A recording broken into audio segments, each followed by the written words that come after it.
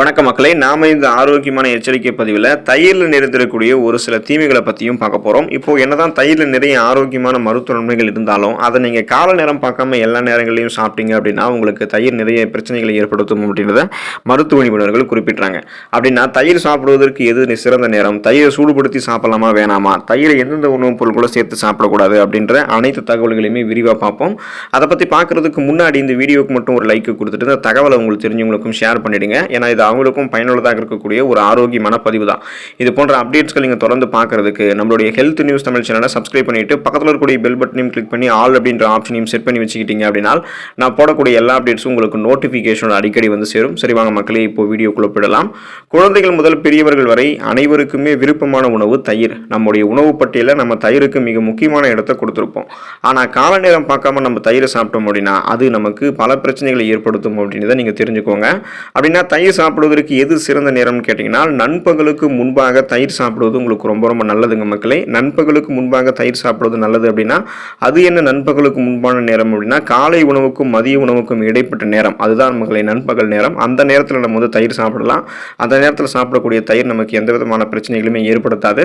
அப்போ எந்தெந்த நேரத்தில் நம்ம தயிர் சாப்பிடக்கூடாதுன்னு பார்த்தோம் அப்படின்னா காலையில் வெறும் வயிற்றில் நீங்கள் வந்து எழுந்ததுக்கப்புறம் தயிர் சாப்பிடக்கூடாது. அந்த மாதிரி வெறும் வயிற்றில் நீங்கள் தயிர் சாப்பிட்டீங்க அப்படின்னா உங்களுக்கு பிபி என்று சொல்லக்கூடிய பிளட் ப்ரெஷர், ரத்த அழுத்தம் சார்ந்த பிரச்சனைகள்லாம் ஏற்படும். எப்படி நீங்கள் காலையில் எழுந்ததும் வெறும் வயிற்றில் தயிர் சாப்பிடக்கூடாதோ அதே போல் நீங்கள் ஒருபோதும் இரவு நேரங்களில் தயிர் சாப்பிடவே கூடாது. அப்படி சாப்பிட்டீங்க அப்படின்னா உங்களுக்கு காய்ச்சல், இருமல், சளி, ஆஸ்துமா போன்ற பிரச்சனைகள்லாம் உருவாகிறதுக்கு வாய்ப்புகள் இருக்குது. இப்போ நீங்கள் இந்த மாதிரி தயிர் சாப்பிட்றதுக்கு எது சிறந்த நேரம் அப்படின்றது தெரிஞ்சுக்கிட்டீங்க. இப்போ தயிர் எந்தெந்த நேரத்தில் சாப்பிடக்கூடாது அப்படின்னு தெரிஞ்சுக்கிட்டீங்க.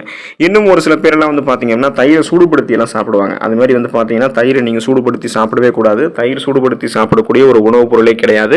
தயிரோட வேணும்னா நீங்கள் சிறிது சுகர், அதாவது சர்க்கரை சேர்த்து சாப்பிடலாம். இது வந்து உங்களுடைய உடலுக்கு உடனடி ஆற்றல் தரும். உடனடியாக எனர்ஜி வேணும் அப்படின்னா உறைந்திருக்கக்கூடிய தயிரில் நீங்கள் சர்க்கரை சேர்த்து சாப்பிடலாம். அதுதான் உங்களுக்கு வந்து ரொம்ப ரொம்ப ஆரோக்கியமே தவிர இந்த மாதிரி நீங்கள் தயிரை வந்து சூடுபடுத்தி சாப்பிட்றது, எண்ணெயில் வந்து பார்த்தீங்கன்னா சேர்த்து மிளகாய் போட்டு கடுகு போட்டு வறுத்து சாப்பிட்றது, அது மாதிரி நீங்கள் தயிரை தாளித்து சாப்பிட்றது, இது மாதிரிலாம் சாப்பிடக்கூடாது. இது உங்களுக்கு நல்லதே கிடையாது. தீமைகளை தான் விளைவிக்குமே தவிர நன்மைகளையே கொடுக்காது.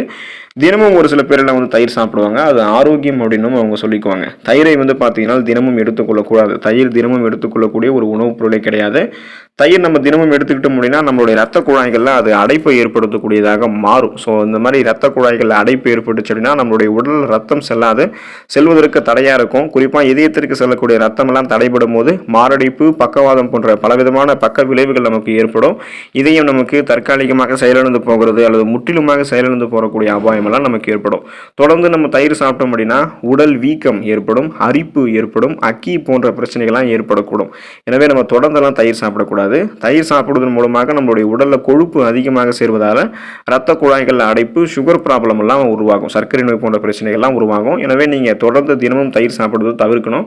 எப்போ நீங்கள் தயிர் சாப்பிடலாம் அப்படின்னா வாரத்தில் 2 அல்லது 3 நாட்கள் நீங்கள் வந்து தயிர் சாப்பிடலாம். அதுவும் ஒருவேளை மட்டும்தான் நீங்கள் தயிர் சாப்பிடணும். அப்போ தான் உங்களுக்கு எந்த பிரச்சனையும் இல்லாது, உங்களுக்கு எந்த பிரச்சனையுமே கிடையாது. இப்போ அதாவது வாரத்தில் 2 அல்லது 3 நாட்கள் தயிர் சாப்பிடலாம். அதுவும் ஒருவேளை மட்டும்தான் நீங்கள் தயிர் சாப்பிடணும். அந்த ஒருவேளை எதுனா நண்பகலுக்கு முன்பாக சாப்பிடணும். அதாவது காலை உணவுக்கும் மதிய உணவுக்கும் இடைப்பட்ட நேரத்தில் நீங்கள் தயிர் சாப்பிடலாம். ஒருபோதும் காலையில் வெறும் வயிற்றிலையும் இரவிலையும் நீங்கள் வந்து தயிர் சாப்பிடக்கூடாது. அப்படி சாப்பிடக்கூடிய தயிர் உங்களுக்கு 1% கூட நன்மை தராது. வெறும் சுவைக்காக மட்டுமே நீங்கள் சாப்பிடுவீங்களே தவிர அது உங்களுடைய உடலில் கெட்ட கொலஸ்ட்ரால்கள்லாம் ஏற்படுத்தி பலவிதமான பக்க விளைவுக்கு அது உங்களை உட்படுத்தும் அப்படின்றத நீங்கள் தெரிஞ்சுக்கோங்க.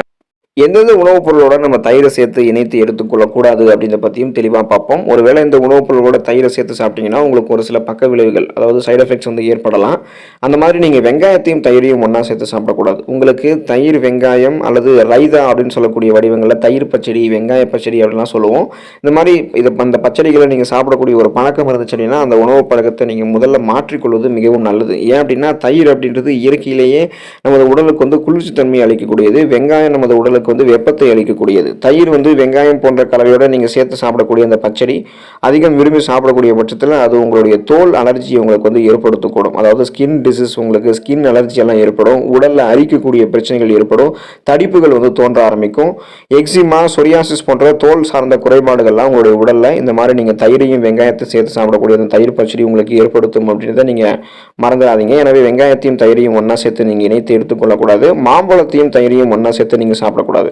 இப்போது நீங்கள் மாம்பழத்தையும் தயிரையும் ஒன்றா சேர்த்து சாப்பிட்டீங்க அப்படின்னா அது டேஸ்ட்டாக இருக்கும் அப்படின்றதால நீங்கள் அதை எடுத்துக்குவீங்க. ஆனால் அது போல் எடுத்துக்கூடாது. வெங்காயம் எப்படி வந்து ஒரு குளிர்ச்சியான பொருள் இல்லாமல் சூடான பொருளாக இருக்கும், அதே போலவே மாம்பழமும் ஒரு சூடான பொருள், தயிர் வந்து குளிர்ச்சியான பொருள். இப்போ இது ரெண்டுத்தையும் நீங்கள் ஒன்றா சேர்த்து சாப்பிடும்போது அதே போலவே உங்களுக்கு வந்து ஸ்கின் டிசீஸ் ஏற்படும், தோல் சம்பந்தமான நோய்கள் ஏற்படும், உடலினுடைய செயல்பாடுகள் தலைப்படுதல் போன்ற பிரச்சனைகள்லாம் உங்களுக்கு ஏற்பட ஆரம்பிக்கும்.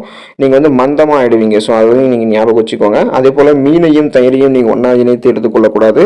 தயிர் அப்படின்றது வந்து பார்த்தோம் அப்படின்னா புரோட்டீன், அதாவது ஹை புரோட்டீன் அதிகமாக இருக்கக்கூடிய உணவுப் பொருள். அது வந்து இப்போ மீன்லையும் வந்து பார்த்தோம் அப்படின்னா அதிக அளவு உயர்தர புரதம் இருக்குது. இது ரெண்டுத்தையும் நம்ம ஒன்றா சேர்க்கும்போது நம்மளுடைய செரிமான மண்டலம் இந்த ஹை புரோட்டீனை நமக்கு செரிமானம் பண்ணுறதுக்கு ரொம்ப ரொம்ப கஷ்டப்படும். அதனால நமக்கு பல்வேறு உடல்நல சைடு எஃபெக்ட்ஸ் பாதிப்புகள் வந்து இது ஏற்படுத்தும். தயிரோட மீன் சேர்த்து சாப்பிட்டோம் அப்படின்னா கடுமையான அஜீரண கோளாறு நமக்கு ஏற்படும், வயிற்று உப்புசம், வாயு போன்ற பிரச்சனைகள் ஏற்படும், வயிறு தொடர்பான உடல் உபாதைகள் இது நமக்கு வந்து கொடுக்கும். குறிப்பாக நம்மளுடைய சருமத்தில் பல விதமான தோல் சார்ந்த பிரச்சனைகளையுமே மீனையும் தயிரையும் ஒன்றா நம்ம சேர்த்து சாப்பிட்டோம் அப்படின்னா நமக்கு வந்து ஏற்படும். பால் நம்ம வந்து தயிரோடு இணைத்து எடுத்துக்கொள்ளக்கூடாது. நம்ம ஒன்று பால் எடுத்துக்கணும், இல்லைன்னா வந்து தயிர் எடுத்துக்கணும். காரணம் வந்து தயிர் எளிமையாக ஜீரணமாயிடும், பால் எளிமையாக ஜீரணமாகாது. பால் மற்றும் தயிர் வந்து மாடுகள் இருந்தால் பெறப்படுது. இது ரெண்டுத்துமே விலங்கு வகை பொருளை தான் கொண்டு இருக்கு. பால் மற்றும் தயிரை நம்ம ஒன்றா சேர்த்து சாப்பிட்டோம் அப்படின்னா அதில் இருக்கக்கூடிய அந்த ஹை புரோட்டீன் அந்த உயர்தர புரதம் நமக்கு என்ன ஆகும் அப்படின்னா வயிற்றுப்போக்கு, வயிற்று உப்புசம், வாயு குளறு உள்ளிட்ட பிரச்சனைகள் ஏற்படுவதற்கு காரணமாக அமையும். அப்படின்றதால பாலையும் தயிரையும் நம்ம ஒன்றா சேர்த்து சாப்பிடக்கூடாது. உளுத்தம் பருப்பு வந்து நம்ம தயிரோடு சேர்த்து சாப்பிடக்கூடாது. நம்ம தயிரோட உளுத்தம் பருப்பால் செய்த உணவுகளையோ அல்லது உளுத்தம் பருப்பையோ சேர்த்து சாப்பிட்டு வந்தோம் அப்படின்னா அது செரிமானத்தில் பல பிரச்சனைகளை உருவாக்கி இறுதியில் வயிற்று உப்புசம், வாயு கோளாறு, வீக்கம், வயிற்றுப்போக்கு அல்லது பேதி போன்ற மோசமான நிலைக்கு கூட நம்ம கொண்டு போய் விட்டுரும். எனவே நீங்கள் உளுத்தம் பருப்பையும் உளுத்தம் பருப்பால் செஞ்சிருக்கக்கூடிய உணவுகளையும் தயிரோட சேர்க்கக்கூடாது. எண்ணெய் நிறைந்திருக்கக்கூடிய உணவுகள், அதாவது ஆயில் ஃபுட்ஸ், அதாவது எண்ணெயில் வறுத்து பொரித்த உணவுகளை தயிரோட நம்ம சேர்த்து சாப்பிடக்கூடாது. நெய் தடவப்பட்ட இந்த புரோட்டா, சால்னா இது மாதிரி எண்ணெயில் வறுத்து பொரித்த பல உணவுகளை வந்து தயிரோட நம்ம சேர்த்து சாப்பிடக்கூடாது. அப்படி சாப்பிட்டோம் அப்படின்னா அது நம்மளுடைய செரிமானத்தை ரொம்ப ரொம்ப ஸ்லோவாக்கும். செரிமானத்தை தாமதப்படுத்துறது மட்டும் இல்லாமல் நம்ம அந்த செரிமானம் ஆகக்கூடிய டைம் வரைக்குமே நம்ம விரைவில் சோர்வு அடைஞ்சிரும். இதன் காரணமாக நமக்கு தூக்கமாக வரும். எண்ணெய் நிறைந்த உணவுப் பொருட்களை சாப்பிட்ட பிறகு இந்த லஸ்ஸி போன்ற பானங்கள், அந்த தயிர் இதெல்லாம் நம்ம எடுத்துக்கிட்டோம் அப்படின்னா வெகு விரைவிலே உறக்கம் வந்து நம்ம தழுவிக்கொள்வதற்கான காரணம் ஏற்படும். அப்போ இதுதான் அதுக்கான முக்கிய ஒரு காரணமாக சீக்கிரமே தூக்கம் வந்துடும். ஏன் அப்படின்னா செரிமானம் நமக்கு வந்து ரொம்ப ரொம்ப ஸ்லோவாக நடக்கும். அந்த செரிமானம் நடக்கக்கூடிய நேரம் வரைக்குமே நம்ம ஒரு மாதிரியாக வந்து ஃபீல் பண்ண ஆரம்பிப்போம். அதாவது தூக்கம் வர மாதிரி இருக்கும், ஸ்ட்ரெஸ் டென்ஷனோடு நம்ம வந்து இருக்க ஆரம்பிப்போம். ஸோ இந்த மாதிரி எண்ணெய் நிறைந்திருக்கக்கூடிய உணவுகள், எண்ணெயில் வறுத்து பொரித்த உணவுகளோட தயிரோட நீங்கள் இணைத்து எடுத்துக்கொள்ளக்கூடாது. தயிரை நீங்கள் எப்படி சாப்பிட வேண்டும் அப்படின்றத பற்றி தெரிஞ்சுக்கோங்க. தயிரை வந்து நம்ம சூடான சாதத்தில் தாளித்து உப்பு சேர்த்து சாப்பிடும் பார்த்தீங்களா, அது போலலாம் சாப்பிடக்கூடாது. தயிர் வந்து குளிர்ச்சியாக இருக்கிறதால அது இரவில் சாப்பிட்டோம் அப்படின்னா மூச்சிறைப்பு ஏற்படும். அதனால் இரவிலே நம்ம தயிர் சாப்பிடக்கூடாது. நன்றாக புளித்து இருக்கக்கூடிய தயிரை பித்த வாயு, வயிறு கோளாறு, ரத்த கொதிப்பு இருக்கிறவங்க சாப்பிடக்கூடாது. இரவில் நம்ம தொடர்ந்து தயிர் சாப்பிட்டோம் அப்படின்னா பிபி என்று சொல்லக்கூடிய பிளட் ப்ரெஷர், அதே போல் ரத்த கொதிப்பு, ரத்த சோகை, தோல் நோய் போன்ற பிரச்சனைகள் நமக்கு ஏற்படும் தெரிஞ்சுக்கோங்க. நீங்கள் வந்து உங்களுடைய சர்மம் சார்ந்த பிரச்சனைகளை கியூர் பண்ணுறது கூட தயிர் எடுத்துக்கலாம். தயிரோட கடலை மாவு சேர்த்து உங்களுடைய முகத்தில் பூசி வந்தீங்கன்னா முகம் பொலிவாக மாற ஆரம்பிக்கும். மின்னக்கூடிய பளபளப்பான மிருதுவான சருமம், சாஃப்ட் அண்ட் ஷைனிங் ஃபேஸ் உங்களுக்கு கிடைக்கும். இப்போ தயிர் வந்து நீங்கள் சாப்பிட்றீங்க அப்படின்னா எப்போதுமே உரைய வச்சிருக்கக்கூடிய தயிரை சாப்பிட்றதா நல்லது. உரையாமல் இருக்கக்கூடிய தயிர் சாப்பிட்டீங்கன்னா உங்களுக்கு வாந்தி, தலை சுற்றலாம் ஏற்படும், மயக்கம் ஏற்படும். இப்போ நீங்கள் தயிரை உரைய வச்சுக்கணும், அதை தான் சாப்பிடணும் அப்படின்னா நீங்கள் மண் சட்டியில் உரைய வச்சு கூட சாப்பிடலாம். அதுவும் உங்களுக்கு இன்னும் நடந்தது, உங்களுக்கு இன்னும் அது சிறந்தது. உறைந்த தயிரில் காணப்படக்கூடிய தெளிந்த நீரை நீங்கள் வெறும் வயிற்றில் குடிச்சிங்க அப்படின்னா தொண்டை எரிச்சல், குமட்டல், உடல் சூடு, களைப்பு, தலைச்சளி போன்ற பிரச்சனைகள்லாம் நீங்க ஆரம்பிக்கும். எப்போதுமே நீங்கள் தயிர் எடுத்துக்கிறீங்க அப்படின்னா உறைந்த தயிரை சாப்பிடுங்க. மண் சட்டியில் தயிரை உரைய வச்சு சாப்பிட்டீங்கன்னா அது இன்னும் உங்களுக்கு நல்லது. தயிரை வந்து அப்படியே இருக்கும்போதே நீங்கள் அதை எடுத்துக்கணும். அதாவது வந்து உறைந்து இருக்கக்கூடிய தயிரை அப்படியே சாப்பிடணும். ஃப்ரிட்ஜில் வச்சு அப்புறமா சாப்பிட்றது, அதுக்கப்புறம் அதை சூடு பண்ணி சாப்பிட்றதெல்லாம் இருக்கவே கூடாது. அது மாதிரி நீங்கள் சாப்பிட்டீங்கன்னா அதில் இருக்கக்கூடிய நன்மைகளுமே உங்களுக்கு வந்து கிடைக்காது. நல்ல பாக்டீரியாக்கெல்லாம் அழிக்கப்படுறதால 1% கூட அது உங்களுக்கு நன்மைகளை தராது. வெறும் சுவைகள் மட்டும்தான் தரும். அது உங்களுக்கு தீமைகளை ஏற்படுத்தும். எனவே தயிரில் இருக்கக்கூடிய நன்மை தீமைகளை தெரிஞ்சுட்டு அதில் இருக்கக்கூடிய, அதாவது தயிர் நன்மையான ஒரு உணவுப் பொருள் தான், ஆனால் அதை சாப்பிடக்கூடிய நேரங்களை பொறுத்தும் சேர்க்கக்கூடிய உணவுகளை பொறுத்தும் அதோடைய தீமைகளை அதில் அதிகரிச்சுட்டே போகும். எனவே இதெல்லாம் தெரிஞ்சுக்கிட்டு தயிர் ஆரோக்கியமான முறையில் சாப்பிட்டு நன்மைகளை மட்டுமே பெற்று நலமோடு வாழுங்க. அடுத்த ஆரோக்கியமான பதிவில் மறக்காமல் சந்திப்போம். நன்றி மக்களே.